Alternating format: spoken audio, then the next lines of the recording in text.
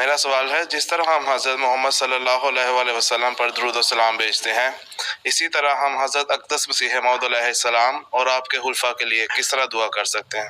غیر احمدی درود بھیجتے ہیں، سلام بھیجتے ہیں، وہ تو صحابہ ہی اجمعین کے اوپر، حضرت کے صحابہ پہ بھیجتے ہیں، مسلمانوں پہ بھی بھیج دیتے ہیں۔ ہم جب لکھتے ہیں تو ہمارے بھی بعض خطوں میں جب ہم لکھتے ہیں نحمدہ و نصلی علی رسول کریم وعلی عبدہ المسیح الموعود، ٹھیک ہے، اب مسیح موعود بھی شامل ہو گئے بیچ میں۔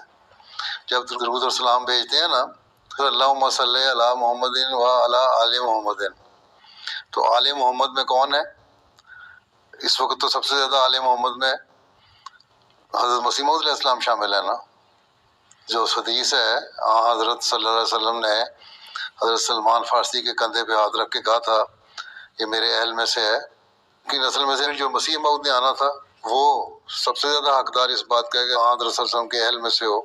اور درجہ بدرجہ جب آپ نیچے جاتے ہیں حضرت مسیح علیہ السلام کے بعد خلفاء کو بھی شامل کریں، پھر اولیاء کو شامل کریں، نیک لوگوں کو شامل کریں، پھر ساری امت کو شامل کریں، تو درود میں وعلی آل محمد میں تو سارے مسلمان شامل ہو گئے۔